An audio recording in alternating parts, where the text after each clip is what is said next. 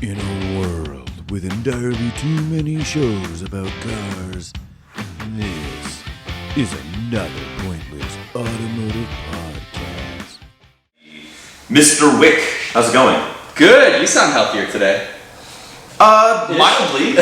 Mildly. We had to get a little bit creative, but we are back in action In the studio. live and direct. Back in your garage. Yeah. We are no longer poking around car parks. Not today, anyways. No. We are fancy vehicles. We're back here and here again, and we're hanging out. We are enjoying beverages, and I think we wanted to talk about sports cars for the streets. Oh, I like that.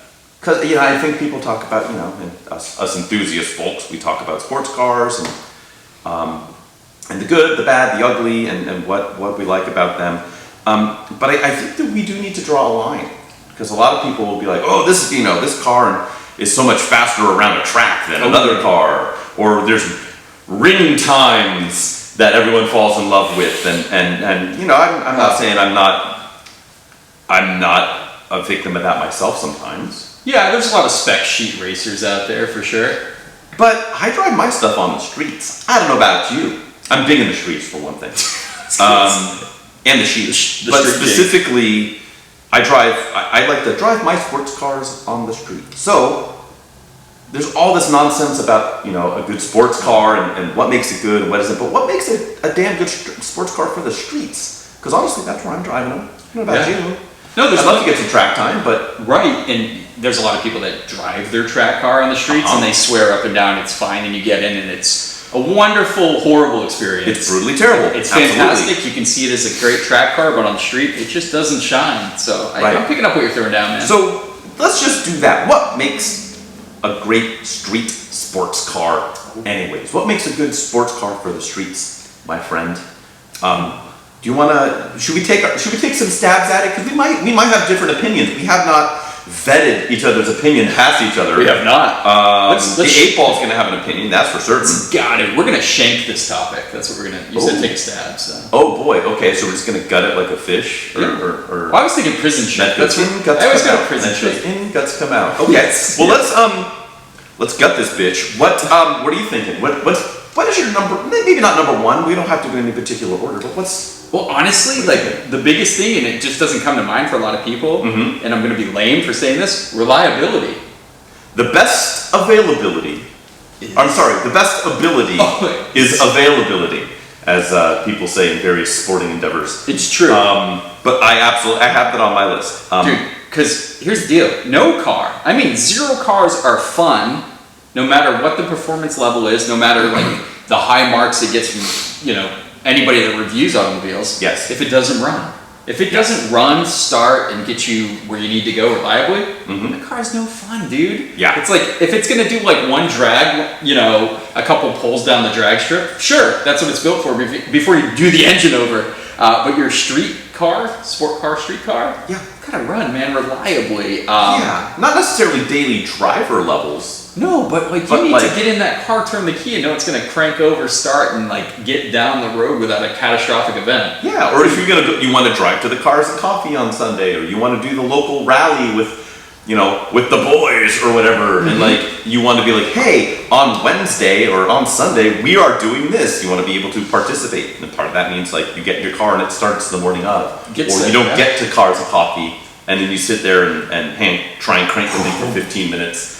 And you got to make up some excuse about it hot soaking, or there's this one weird trick. This is a known feature of this car where it has a puddle of coolant around it at times. Absolutely. So I have that I actually have that on my list too, because it's not very good if it's ever functional. And it's like my 924 Turbo. It's a fun car to drive. It's super balanced. It's super unique. Taking me places. I get some great positive attention from car people in it. Very cool car. But do I want to take it on some 6-hour rally in the backcountry? I'd love to. I don't know. I'm not convinced it's going to make it. You would start the rally, probably. I would start the rally. I would end the rally. It might just be extremely prematurely. And I don't know. And it's just if I want to take someone with me on a rally or something like that, now I'm responsible for them getting home safely. and it's like, do I trust that car to do that? Not particularly. So True. Absolutely, I agree with that. I completely agree with it. You know, I got specific on reliability too. Oh, please. I called out cars such as the Miata and S2000 because they are true sports cars. And truly reliable. Truly reliable, right? So these cars will go forever. Parts are affordable. Maintenance you can perform yourself. Right. This is a reliable sports car for the street. That's and you know what? Example. I think maybe that's going to be something that we should probably hone in on, because we don't necessarily want to sit here and talk about trying hardcore to find what a sports car is. No. Right? No. Because that's a whole other ball of wax. But it has to be fun, but it has to be something you can like keep going. Yes. And keep on the road, and maintenance is a component of that, right? Right. Because you know, you might get a car that might be a good sports car, but not necessarily for the street. It's a better investment piece, Fair. right? And a lot of those quote unquote investment piece cars, or the really excellent enthusiast car, but maybe not like a great usable street sports car. Those are two different things. But investment cars aren't from the street, my man. That's what I mean. They don't have that That's what I street mean. cred. Yeah. Well, and you're not packing miles on it. Like a Delta Integrale might be a really cool sports car for the street, as far as like how it handles and its power and general niceties. But like that's kind of an investment grade piece. Yeah. For a lot of people. Yep. And you're just not using that on the street. And so yeah, ease of maintenance and reliability are all part and parcel of that. What do you got? What kind of attributes are you looking for in your You know what I need? sports car for the street? You know what I need? I think I'm kind of taking a cursory glance at my little to-do list here. I find that a lot of what I have in here for my quote-unquote sports car for the street actually has kind of a lot more in common with like the classical idea of a GT car. Oh, okay. Than I think most people would think about. Like Miata is certainly not a GT car. No. But if I want my sports car for the street, I want it to have maybe some, and I think a Miata is, well, it's always the answer, right? Yeah. But it's also an answer in this, but I don't want like the slammed, like laying frame, hella flush, Stance Nation Miata with a little plushie hanging from the tow hook.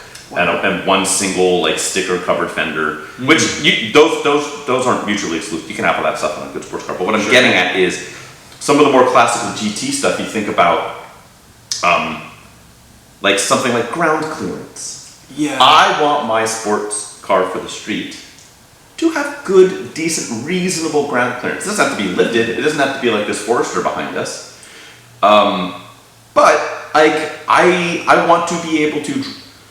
I don't know where all of our listeners live. We have generally pretty okay roads around here in Northern California, but certainly not the best in the world at all by any stretch. Right. And there's things like potholes and random like yumps and dips and divots in the road.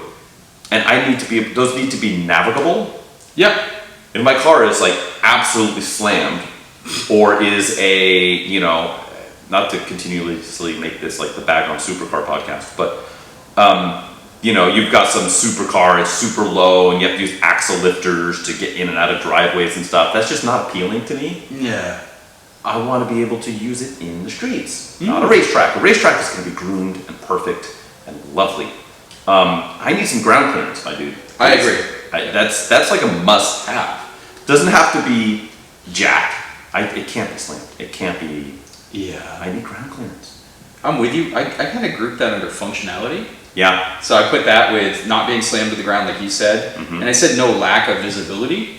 Ooh, yeah, that's a good one. Oh, I just can't. And that's hard. That's hard with modern cars, though. Like a lot of modern cars, right. A new Camaro. Like, good luck. Any Camaro from that generation. Yeah, any not 60s or 70s Camaro. Or 80s, I guess. Well, those were kind of not great. No, those weren't the IROC generation. God, they were cool though. Mm-hmm. Yeah, because I kind of put that together. Because if you can't see where you're going and you're rubbing on the ground, and like you said, ride Oh, quality. the car rubbing on the ground. Yeah, yeah. Okay, I thought you were just like These nuts. person in heat. Oh yeah. But yeah, I mean that's definitely usability, and I think that's what a lot of my more nuanced bits and pieces on my list are. It's about usability, and whether it's like technical usability, like ground clearance, Right. or more practical usability, like having seats that aren't like non-padded carbon buckets. You're checking a lot of the boxes, yeah. That's kind of what it comes down to, is a combination of, I mean, for a lot of my list. Then there's other stuff on here that are good, which we'll get to. But at least with that one, like suspension compliance and ground clearance. Yeah. You don't want to rattle your teeth out. You don't want to be guy that has to like panic stop when there's like a tiny little bump in the road and you gotta like do all this stuff. It's just not fun. And that's, I think, the whole point of a street sports car is you have fun on the streets. That's it. Yeah. And we're not talking like dailies either. Like we are talking about sporty cars on the street. Sure. Yeah. Daily a Miata can be, especially if you have human beings you need to haul around, is a pretty challenging It's a sports daily. car. Yeah. But it's absolutely. I mean, You can do it. is it maybe the best street sports car? Maybe. I think it's. I mean, it might be. I think the Miata's probably. You said S2000. That's right there too. That's a little. It's just like a little modified version, if you will, of a Miata. It's in the same ethos, but Sure. Yeah. I mean, that's kind of it. Like, yeah, not a daily, because daily you need a back seat. Maybe you really want 4 doors, and then you start going in like Fuel economy. And then is a Porsche Macan a quote unquote sports car, and that's a rabbit hole we care not to go down right now. Yeah, I know on that one. But yeah, ground clearance, suspension compliance. What other usability? Do you have other usability stuff you wanted to? I'm gonna piggyback a little bit. You mentioned ride quality. Yeah. Super stiff, responsive handling, like fast steering racks are necessary for track duty. You need to have, because the track is well groomed. You're not gonna have any issues with undulations, potholes there. You're not gonna have issues with, your steering inputs need to be quick on the track. Right. Now on the street, you don't always want that, because if you're going down a highway straight at 85 miles an hour, you don't want to keep making micro inputs every once in a while. But what if you want to be like ex-rental Dodge Charger scummer and just like cutting in and out of like commute traffic hyper aggressively with your Dude. Yeah. Isn't that Ultima guy though? Usually well, they're cut from the same cloth, I think. Yeah. They're very similar. Yeah, either one, it's an ex-rental. But yes. But God, yeah, that ride quality though, super stiff on the track's amazing, not there. Also, suspension. Something that can absorb bumps, like have some suspension travel to it. It's just, like you mentioned earlier, road conditions are not perfect, right? Let's be honest. Question. Yeah. While we're talking about this, it just popped in my head. Are we officially old men? Are we officially get off my lawn? Middle-aged? Because I mean, if I travel back in time now, I was playing around mostly in the muscle car and the pool when I was in high school. Sure. But it was like, at the time it was like, I don't care what it looks like. I don't care what it drives like. Like, you don't need air conditioning. Like, I'll just rake this thing and put ridiculous suspension on it, and mufflers are for fools. Like, it's only because the government mandates that I have a muffler on my car. And like, in retrospect, it's just like the absolute last thing I want in my life right now. Right. Yeah. And I don't know if that's because we've sampled more things of the automotive world between here and there, or we're just like old man yells at cloud, and I'm just like shaking a rake at kids with burble tune and hella flush. But I'm feeling as we go farther down, it's like, I want soft suspension, and can I have air conditioning? And oh boy, there has to be lots of room to get over bumps. Like, I feel like an old ass middle-aged man, but I don't know. Is it like, well, I am, granted, but like, is it, I don't know. Like, it's a combination. So we've gotten to sample a lot of cars. Tastes have changed over time. We respect our neighbors. Yeah. There's all these factors that didn't matter back then. But I agree with you, man. I think it's the same thing. I think we just, a loud car isn't necessarily a good sounding car. Right. I think for like a lot of kids, like, well, it's not loud. The burble tune, or like the beat the shit like G35 I saw the other day, slammed to the ground with a flamethrower mod on their daily, and the bumper was melted. Okay, I've not seen the flamethrower mod. Usually I just see the bumper like dragging. Yeah, like hanging on for dear life. Yeah, with the like little hanger things. Yeah, the plasti dip is peeling off of the emblems and all kinds of fun stuff. Good times. It's different. It's like different now because I don't know. That's the thing. It's just like I don't know if our palate has been refined or we've just like the meme GIF from End of Saving Private Ryan with Matt Damon like aging super quickly. Like that's what I'm picturing like is happening to us as we record this podcast. Our palates have refined. Frank, let me remind you of a time I owned a Mercury Tracer LTS a matter of months ago. Not that long ago. A matter of months ago. But you didn't like immediately straight pipe it and fuck, that would have been and fun. do oh my God, turbo that beat. We do need to get some. We need to get some scummer project. We should, yeah. We should go to the antithesis of this entire episode. I want to mix genres. I want to get like an old like Oldsmobile Cutlass, like a nice old Sierra, old person spec, and then straight pipe, maybe supercharged, like kind of like American Bozus. Can you Bozuzoku like an American like land yacht? I was gonna black it out. I was gonna make it try to look like a muscle car. Like, murder chrome. Can we chrome wrap it? I mean, of course. Ooh. With wrapping paper. I'll keep you. Lots of this stuff comes through Car Donation. I'll have to bug Rich over there at CDS from a couple episodes ago. We'll see if something interesting, like perhaps a Bonneville or a Pontiac J2000 or something really, a Parisian. Get something. Please don't mention Bonneville as a joke, my man. You know how serious I take those cars. Well, it greatly depends on the Bonneville. Should we have a Bonneville episode? We're going off the skate. After I get one. We're going off the rails. After I source the SSEI supercharged one. That's the one with the million button steering wheel and the seat adjustment button in the middle. The one other thing to tie onto our suspension and compliance, all that fun stuff. Mm-hmm. Tires, man, and not just tires that are good, because that's part of the equation, right? Like, yes, you gotta have a tire.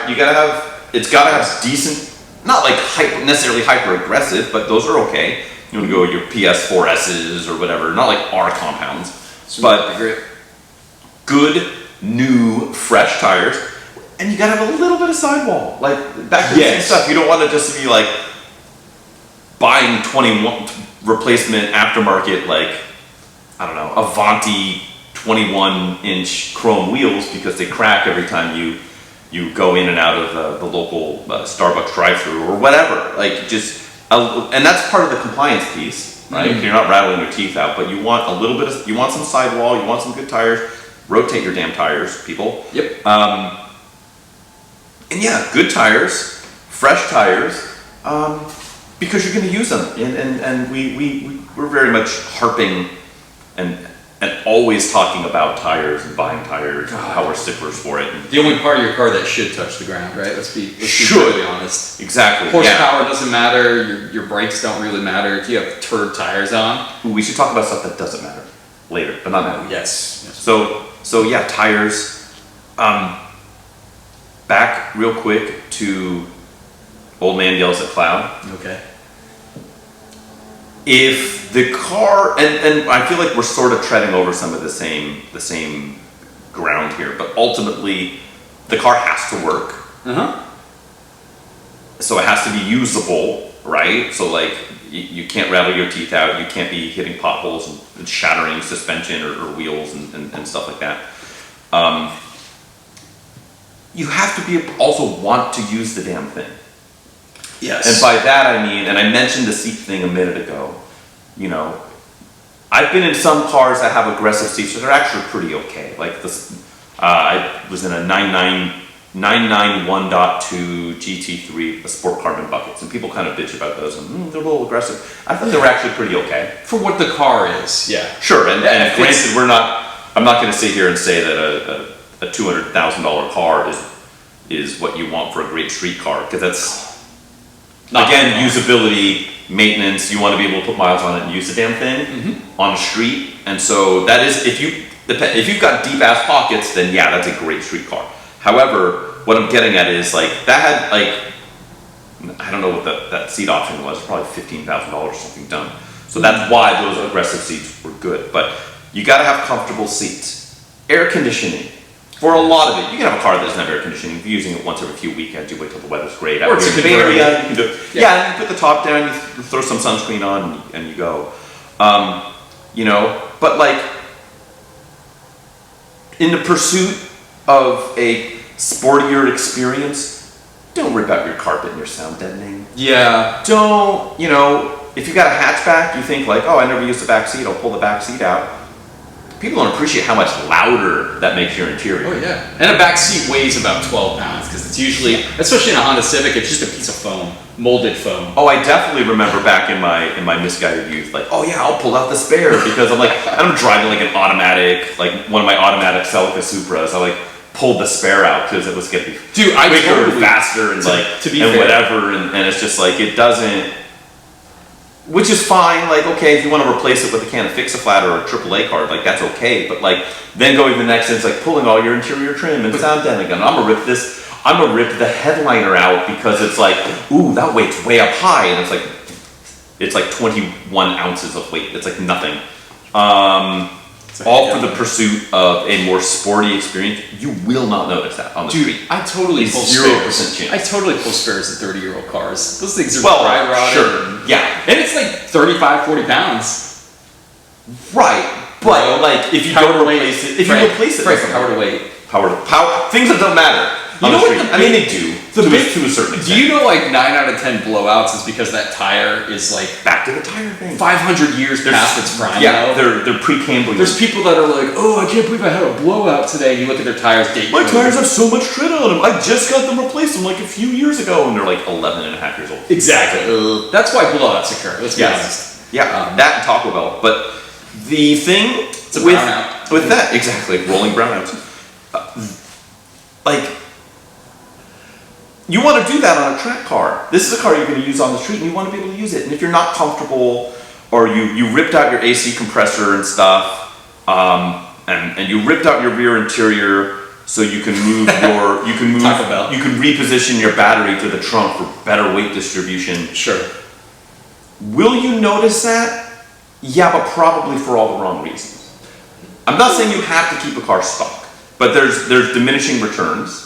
Okay. When it comes to doing some of these mods, stuff like strut tower braces and stuff, that actually you will feel, those will be nice. But like if the sacrifice is you're going to do a rear strut tower brace, so you have to tear out 3/4 of your interior and cut your carpeting. Yeah, and stuff in the corner of your garage, and now the interior is like way noisier, and you go over little bumps in the road, and there's stuff that's jarring, and now stuff is loose because like things were up against other things to keep them tight, and it's just like that's how they were engineered. Now you're unengineering that. Yes. Now it might make it that it's a slippery slope. Maybe you pulled your stereo out. Well, that's fine. But if you've got like an hour and a half drive to get to the road you want to drive on, now maybe you want to keep that stereo in that car so that part of your drive doesn't suck. Now you're more inclined to use the car. Yeah. And so there's a lot of people, they'll take a track approach to a street car.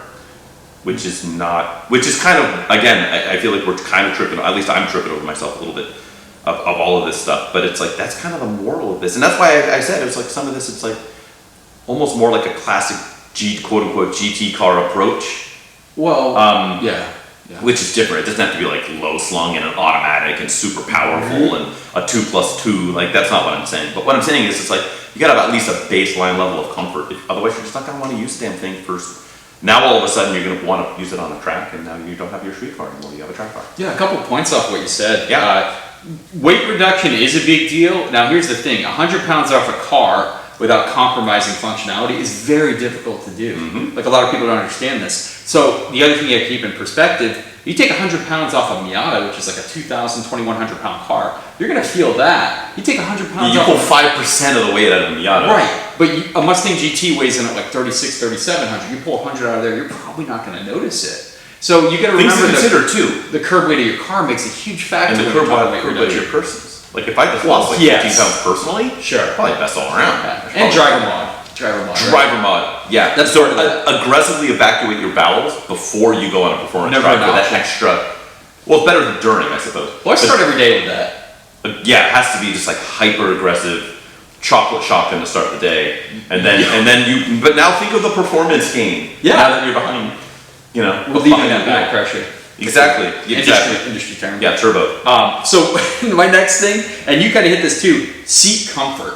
Man, straight up bucket seats, like track car bucket seats, which are not adjustable. It's the adjustability that gets me, because even in my car, I don't set the seats and forget it. For some reason, I'll switch the seats, or if I get in someone else's car, I want to adjust the seat. Yeah. It's you rip all the brackets out and just bolt a bare fiberglass bucket straight on the frame. So now you're sitting 4.5 inches lower, and like, yeah. Which you need because you have a helmet in a track car. Right. But like, you're missing the ability to recline, you're missing the slider, so it's basically made just for you. Also, like I said, tracks are not super bumpy usually, so your motorsport seat is fantastic for a smooth track. What about? Yeah, and you get this got really hungry. Yeah. But having a really bolstered seat that's comfortable and like holds you in is ideal, like you said. You want the buckety bucket. You don't want like who makes? I'm trying to think who makes like the best.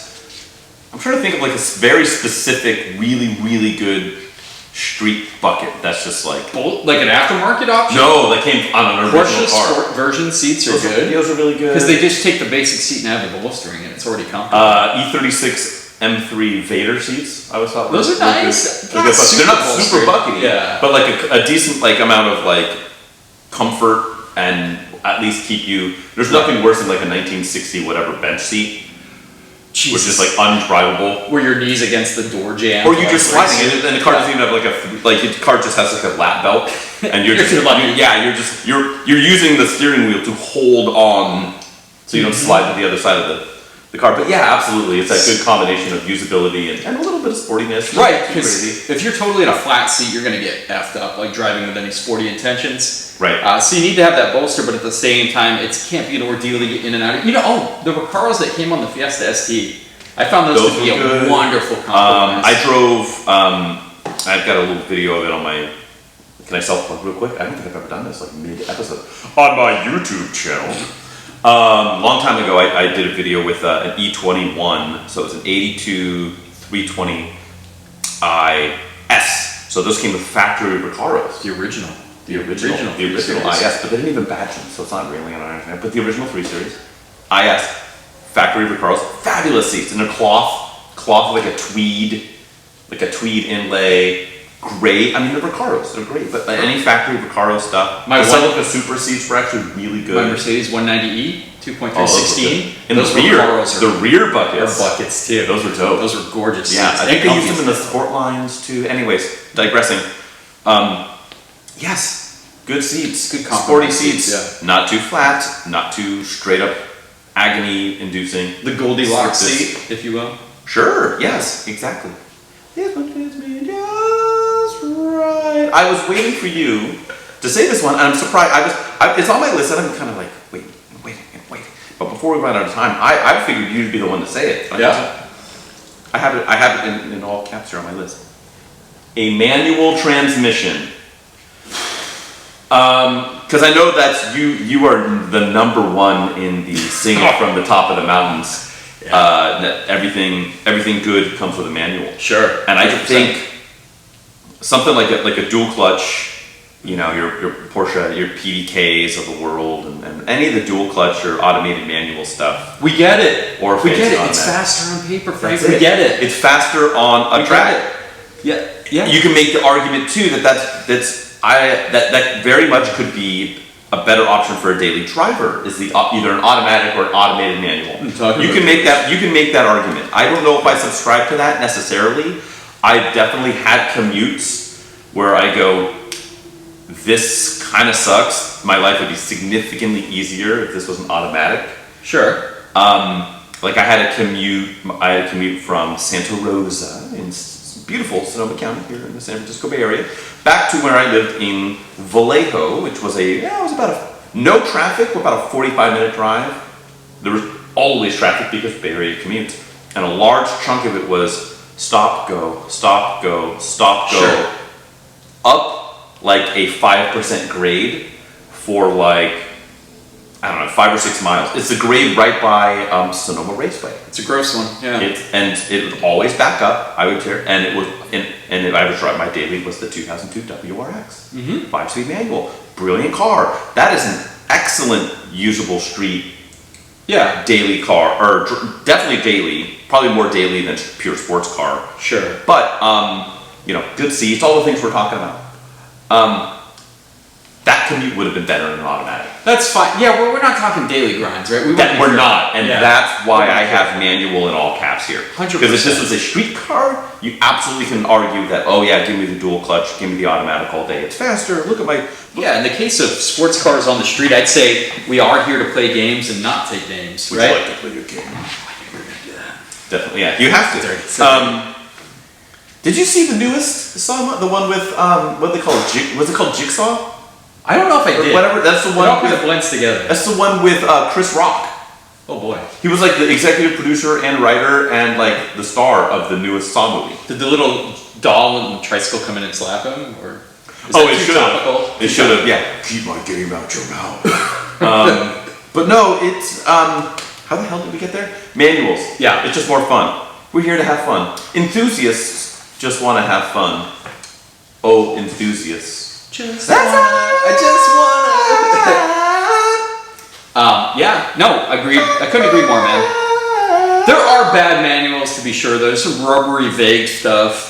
Yeah, there's some stuff that the gearing is like, and I just was harking about it on the Civic Daily that like the manuals, it's like purely designed for economy. It's like the gears are super spaced and whatever. But yeah, like there are some bad manuals. Can you think of one that you would have as a sporty car that you would prefer an automatic? No, but I'm just saying, like, they're not like the perfect answer all the time. But I've but I think for this question though. Sure, and you've always heard me preach that you can get a turd box with a manual. Mm-hmm. It's still a fun time to be had. Yes. Whereas if you stuck the old 3 or 4 speed automatic in that car, no. Right, like that E21 I was talking about, 5-speed manual, 100. I believe it was 101 horsepower was the rating on that. Yeah. That compared to a 3-speed auto, like, or my Metro that I had, like those are. The E21's far more sporting, but like... Yeah, I was going to say. Yeah, like, for a sports car, for something you're just looking to have fun in. Yes, 100%. And be usable on the street. You ready? Oh, I got a big my one. heart.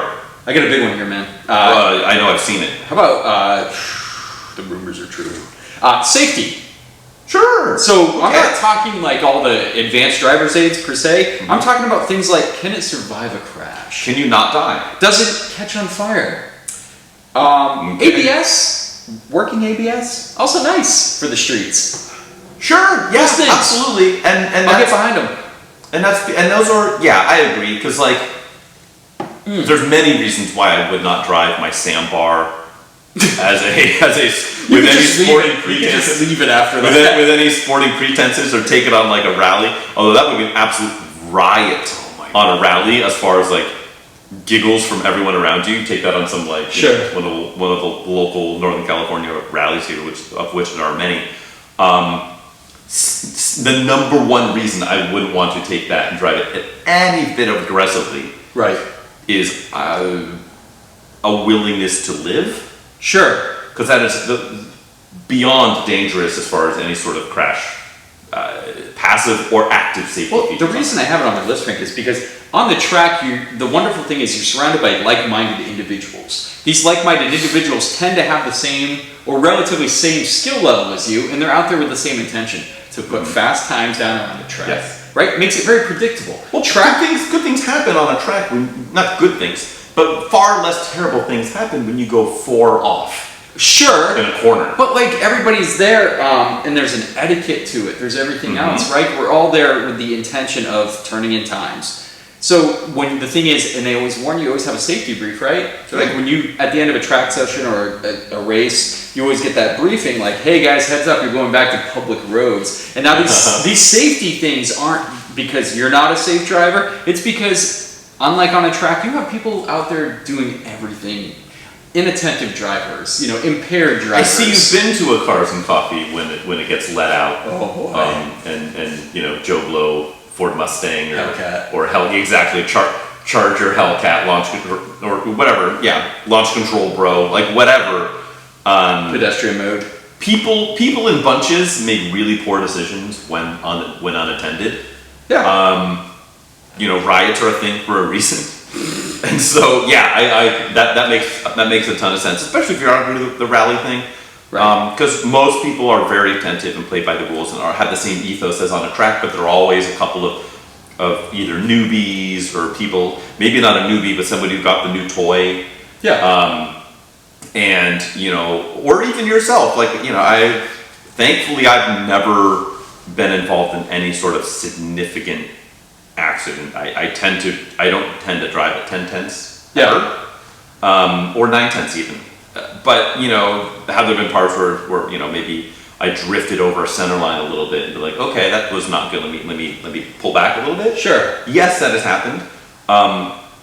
And so all it takes is a couple of those if you're driving a Suzuki Cappuccino to probably have you reevaluate your life a little bit. Wish I was driving a Suzuki Cappuccino, but they all. My example, like more so, is you know when you get out there driving, your track car has a cage. You pulled the airbags because you don't want airbags in your track car, right? Yes. Guess what? You don't have your helmet on. A cage is a nightmare when you don't have a helmet on. You're just gonna rack your brain off. Brain yourself. Yeah. So in that too, and on a track, 9 times out of 10, some idiot's not gonna run a red light and T-bone you. That option isn't there on track. Right. So safety is really important. If you're gonna take your track prepped car or your sports car, track focused sports car out. Yeah, an unwrapped cage on the street is a scary proposition. Well, just make sure it's like safe too, right? Like it's not you that you have to worry about 9 times out of 10. It's that other driver. Do you think there's anybody that like uses a HONS device on their daily? Just like they're so They really worried about should. that. Well, do you get on an airplane with a parachute?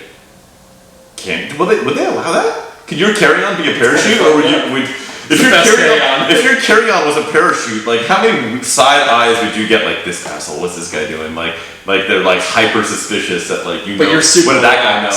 Yeah, even though like a 30,000 Halo jump is not going to work with just a parachute. They're like sparking up a cigarette in like aisle 4, and they're like, oh, this is really taking a shit with the door open. This guy, I don't know. You guys ready for this?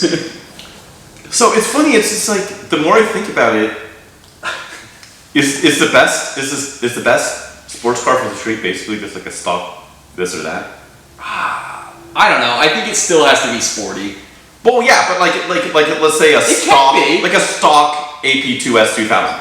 Dude, here's or a stock.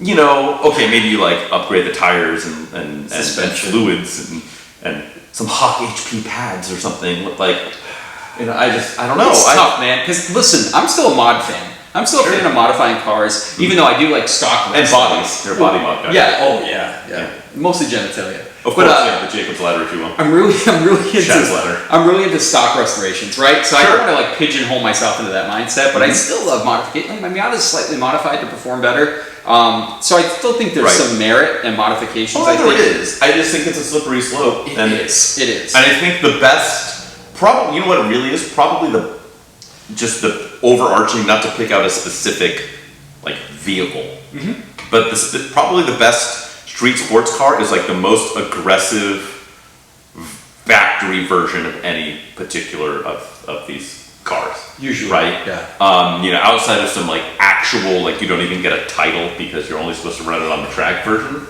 Like Dodge Neon ACR that you had to have a SCCA license to purchase. 100. So, and even some of those, like honestly, like a stock like early STI is probably like a little. The suspension's probably a little bit too raw for my liking. Certainly for a daily. No, that's Old Dirty Bastard. Oh, okay. I was mixing you guys up. Shimmy, shimmy, ya, shimmy, yo, shimmy, yay. But yeah, I mean, ultimately, I think that kind of just don't go overkill with some of the crazy mods, and it is a slippery slope too. I mean, your Miata over here is pretty tame as far as the mods, but it's modded, right? Suspension's pretty overhauled though. It's overhauled, but it's not super aggressive. 200 treadwear tires. What is that? Like an inch and a half lower than stock? Yeah, but the sway bars and links are all track tubular. Sure. It's set up right. But that's the thing. Like a Miata, a factory Miata on factory fresh suspension is still very compliant. Very soft. This one is. I've been in some rough ones. Also, like brakes have been overhauled and sure. Yeah, but I think those all make really good street car mods. Bro, my Miata. My Miata-ness. Your Miata game. Yeah. Miata game's on point. Pretty strong. Did you know not to go on a very brief tangent?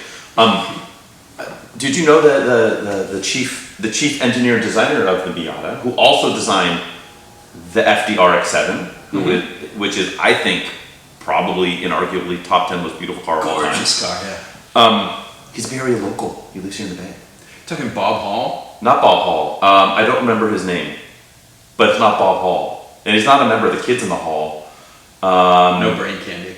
No brain candy. But the Montoya, I forget his name. Tony Montana. I know. Not Tony Montana. Those are the two big beyond the names I know, buddy.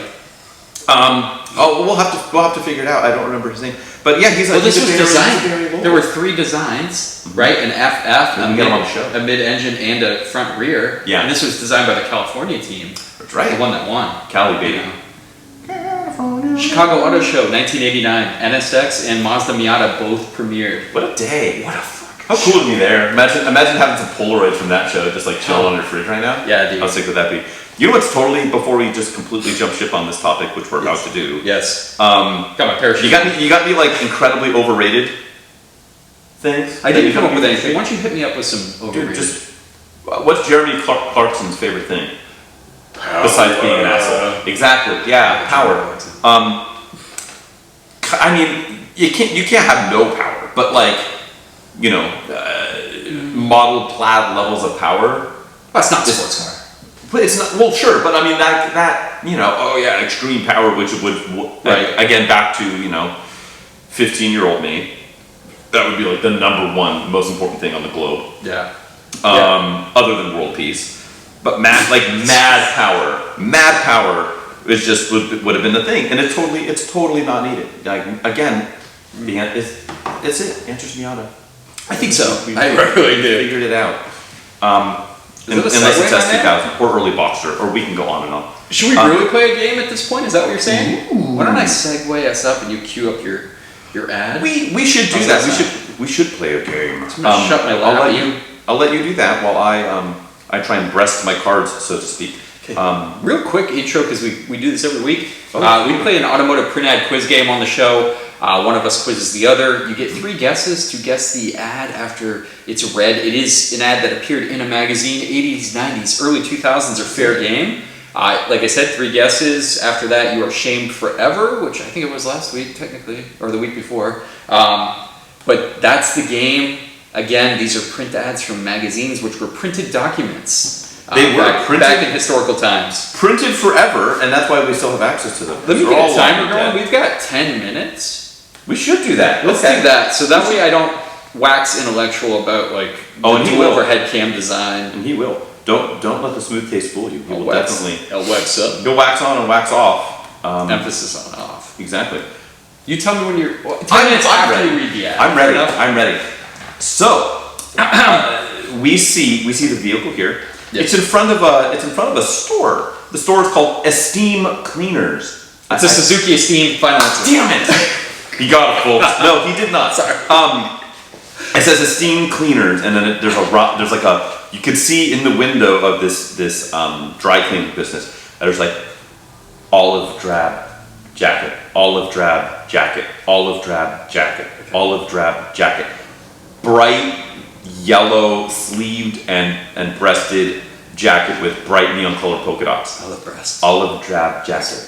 Olive drab jacket. That's what you see. It's gonna take 10 minutes getting through the ad. In the bottom, and then in the bottom, you see the car here at hand. Okay. And it's at the front. Our favorite shot, the front quarter. The money shot, if you will. The money shot. You're not John Doe. Why drive this car? A car isn't just something you drive. It's something you wear. The Blank is a new sports coupe for those of us who'd never be seen driving a beige carnigan. Instead of making a car that everyone would like, Blank engineers made a car that few people will love. So, what's to love about the Blank? For a start, it's the only car of its kind with smooth V6 power and suspension that lets it change direction quicker than a politician in an election year. Ooh, snap. Dude, I didn't realize we were reading this so close to midterms, but this works. Topical. Plus, a fold-down rear seat that is widely rumored to be more spacious than some. Awkward. widely rumored than some. Yeah, hey, some of them, it's rumored. They're not even confirming, it's rumored. Writer's strike going on the Sabbath. Oh, sorry, hold on. This is a very low res thing. There's not a period there. There's merely, okay. Let me reread that. We're gonna go. I get an extra guess. Plus, a fold-down rear seat that is widely rumored to be more spacious than some Manhattan studio apartments. Oh. Okay, see, there we Look go. at that. These are just a few of the reasons you might love the new blank. But if it's not enough for you, that's okay. It's not enough. It's not for John Doe either. And then there's a little blurb at the bottom. It says the name, the blank, and then it's got a little text back underneath it. Yes. The only 1.8 liter 24 valve V6 in its class, plus 4-wheel independent suspension and disc brakes, ABS optional, and a 36-month, 50,000 mile limited warranty. No, I knew that warranty. With no deductible, bumper to bumper protection. See your detail for more details. Where to find one? 1-800-639-3000. Sorry, 1,000. That doesn't matter. What is this vehicle, sir? I'm gonna start the timer. You may start the timer. I think you have a shot at getting it simply because there's one spec on here that is very unique to this particular vehicle. But if you don't know this car, you are effed. Right, but I have faith in you, my friend, Okay. and your deduction powers.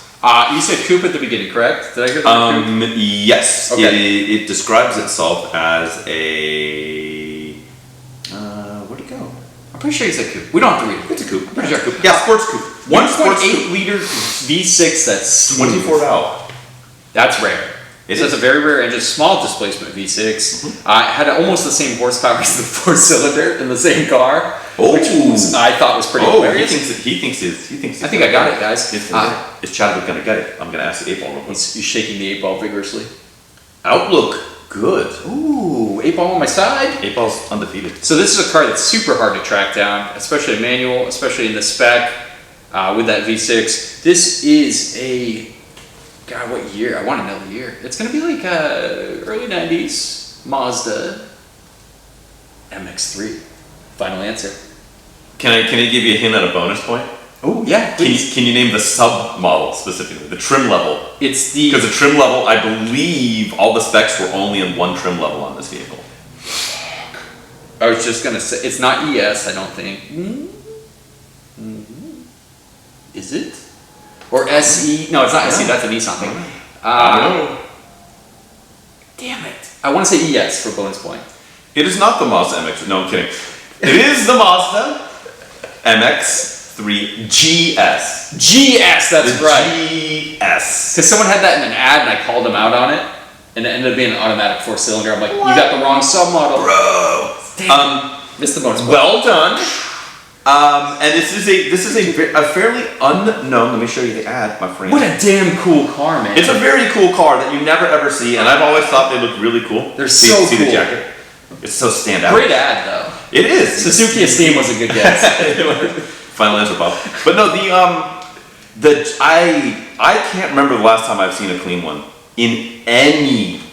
Outside guise. of a Red Lobster, not to like pin myself down. Do they exist still? Yeah, dude. Not back home because obviously, but Should there's we one in Modesto. should we do a live From Red from a Red Lobster one day? Can we please? I mean, please do are it? you asking me to eat an ultimate feast, Frank? Because I will eat two. I don't think I've been to a Red Lobster since I was like under the age of 10. Cheddar Bay biscuits. I've not been since, and I remember then being like, this place kind of sucks. But I also didn't eat. I didn't really like. I'm gonna use seafood and Red Lobster in the same sentence, unfortunately, because it's not how they should be. They should not be married together. But yeah, I think it's been nearly 30 years since I've been to a Red Lobster. I'm gonna repop your Red Lobster cherry. Oh boy, my that's awful. Just leave that. There's seafood connotations in there I really don't want to participate in. However, we should do a live broadcast, maybe with a guest. We'll bring a guest to a Red Lobster. If you want to be a guest on the podcast, please just reach out to us on Instagram at APA Podcast, and we will take you, one lucky listener, to a local Red Lobster to a live taping of another Pointless Automotive podcast. Are you in, Chad? Yeah, absolutely. Seafood fishermen that are also into cars, to the front of the line, please. Yes, yeah. If you actually have your credentials if you show up with like a trawling net, or perhaps a crab pot, then you get bonus. I don't know what you get. Your Cheddar Bay biscuits are on us. As they're free. With that said, well done. Thanks, man. A first guesser. I think it's been a while since we have had a first shot. Yeah. A first, one hitter quitter, if you will. Yeah, if you didn't know this one car though, you were perpetually fucked properly because this is the only car that has that engine. A 1.8 V6 was just comically small. I'm sure there have been other quote unquote production vehicles with a smaller V6, like probably like some random front wheel drive Lancia or something like that. Maybe. But at least that I'm aware of, the smallest production V6, certainly modern. And certainly NA, maybe there's a turbocharged variant out there somewhere I'm unaware. Either way, very cool vehicle. I don't know about you, I've been working on some decidedly uncool vehicles. Real quick though. Yeah. So that big bad V6 put out. Ooh, can I guess? Yeah, sorry. You know it's 100. 100, yeah, it's not 200, it's not sub 100. Can I say 145? I'm gonna put my thumb down, which means you need to go down, my friend. Whoa, lower? 135? Thumb is also still down. No way. No, dude. 130. That's right. Okay, I was like, it can't be makes 130. The 4-cylinder, 106. Okay. That's not a big enough gap. It's not, well, I mean, that's 25% damn near, right? Was it 106? It might have actually made more power with the later 4-cylinder. Because it was a 1.6, right? It wasn't a 1.8 and then a 1.8. No. Yeah. Oh, that would have been dope. It would have been pretty dope, but I mean, you're talking two extra cylinders. This is Mazda. They had a perfectly good 1.8 sitting there. Well, okay, 91-ish. It would have been the 1.6, but the Miata 1.6. Not true. The 1.8 in the Escort GT was Mazda. That's right. The And BP. Protege. Right, but the Protege wasn't until 95? No, dude, they had the 1.8 before that. After 95, they started putting the 2-liter in the performance one, which was the ES, by the way. ES. Ah, there we go. Okay, we've come full circle. I was Mazda. I was still Mazda. There we go. Just in case you want to know what Mazda's tagline was, and the copyright date on this ad is 91, so we're going to go with 91 on our NX3. Mazda, it just feels right. Sure. I don't remember that one specifically. It's no I love what you do for me, but it's good. It just feels right. It's a dirty. It just feels right. Yeah. Right. Yeah. Hit me up. You know what we do? First time goes. We should celebrate with some PCP, right? We should celebrate with some PCP, which is Project Car Progress. Is it? Here on the pod. Okay. Let's see how far we are progressing with our various terrible vehicles. Yeah. What do you got? What did you do for PCP this past week or so? So I actually have a glimmer of hope, a splash of good news. So remember how I was talking on the Sienna, how I was praying up and down that I didn't kill and poison the cat. So I bought one of those mechanic in a can Cataclean, like where you like pour it in and it supposedly like blows. It's basically It blows. It blows. Well, it's basically the essential oils as to human healthcare is to what this stuff is to automotive care. Sure. Where so you pour it in when you have like a quarter tank and you drive it around and it's supposed to detox your cat and unpoison the terribleness of your cat to just eke it through to set the cat monitor and pass smog and do all the things, and it cures, cancer and everything. It's perfect. So I bought a jug of that. So you know what? Might as well, right? Because I drove like 300 miles. It's still not setting the cat monitor. Just send it, man. After my leaky head gasket or whatever affair, right? All from trying to hang with a Land Cruiser off road. It is, but it hung, and now it hung itself, and now it is exactly. It hung itself on its own petard, but the good news is it definitely got some true Big Dick Chad energy, and it is hung because I bought that. I was about to pour it in and do it, and I said, let me start it up and just plug the scanner on it. Bang, baby! I didn't even pour it in. Whoa! And it set the cat monitor. It was ready to roll. What the fuck? It was good. It had done its thing. So I no longer have to stress on whether I have to either spend thousands of dollars on replacement California OEM only cats, yeah, or not, because my intention at this point is to sell the vehicle. And I can't do that here in California if I do not get it to pass mark. I can, but it becomes for very huge loss. cumbersome. Yeah, it's 50% hit At least on the value. So brilliant news. So it has Awesome, passed, man. and I went. I took it to smog. I have a clean smog certificate. Damn. Good for 90 Get days. that fucker out the door. That's what I'm gonna do. However, there's at least one thing that I need to attend to first. For a couple of things. One, the exhaust is now, after this last off-road adventure, the exhaust got bent up a little bit. We're so like, hanged with when you the exactly, I told you it's hung. And so you get it to like 2,000, 2,300 RPM, and there's this, the exhaust will rattle off of like the subframe a little bit, and then it goes away. But it's very annoying. Maybe just bend a hanger. Yeah, I gotta get under there and bend a hanger, dude. I gotta do some pull-ups on the exhaust a little bit, and hopefully fix that. And then more so, the right front strut on that same off-road adventure has bent. Okay. So strut is bent, and it shattered the right front sway bar end link. So I got a replacement end link. My homeboys that drove it, because I was driving the Suburban, they were driving that car. We went off-road, just a Cliff Notes version. They stayed an extra day, so I drove home in a Suburban with some other people, and then they blew all that stuff up on the drive out from the trail. Got it. Because I left them in the van. And so they roadside fixed it. They went to a local parts place with the broken end link, and we're like, do you have something close? Yeah, and they got like a Kia Sportage one that was like way longer. And so now it's like, because they wedged it in there and they got it to work, and then like drove it home. But with the bent strut, but the good news is that because it was longer, it was like, it basically like put enough stress on the bent strut to bend it the opposite way a little bit, so the tire was no longer rubbing. Fun. But now there's like this like C-shaped sway bar end link because it bent itself back after driving home. Yeah. So I have a strut. I got the end link pulled out. I'll show you a photo of the end link that's in it now because it's comical because it's completely bowed. And so that's where I'm at. So I am a sway bar end link and quick strut away from having that car back in action, getting it detailed, and then hopefully getting it sold. Yes. I haven't decided on the platform. Originally, I had a verbal from homie Doug with Cars and Bids that he would run it on there. I think it's a little too rough around the edges, honestly, for me to, in good conscience, sell it online. Sure. And so I don't think that's what I'm going to do. But Craigslist, Facebook Marketplace, whatever. If you're a listener and you want to buy a lifted minivan with 237,000 miles, Good tires, good lift. holler at your boy. How about you? Let me holler at you, boy. Oh, What man. do you got? Well, first off in the ad, you could put an asterisk next to hung with the Land Cruiser off-road. Definitely. My flavor of PCP was finishing up the Mustang GT that I was fixing up for my buddy. You know what? I just came to the mental realization that it's not in here. So, Boy.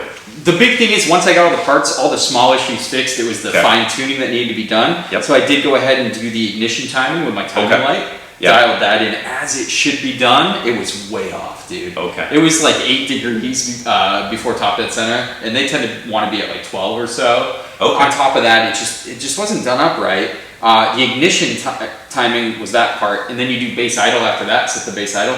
Right.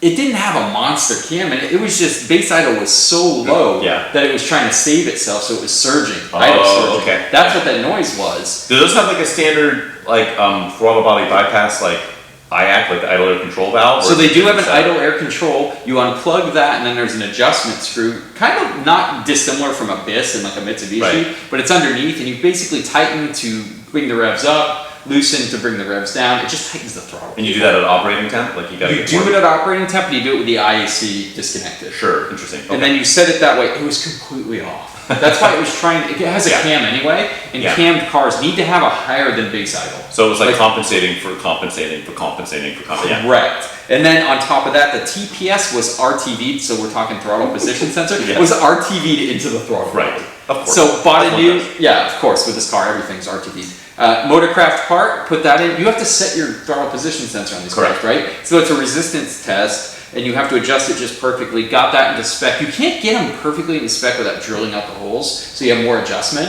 Oh, interesting. So I did that, dialed everything. Dude, the car like fucking idled perfectly, like a gem.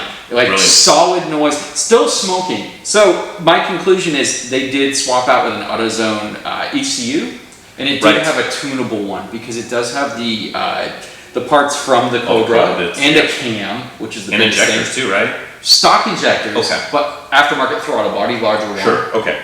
Those things will need a tune. and they had a tunable ECU which the guy traded in for a That's stock sad. one. So it's going to go to a tuning shop next because it's outside of my power. I think You mean you don't have a dyno?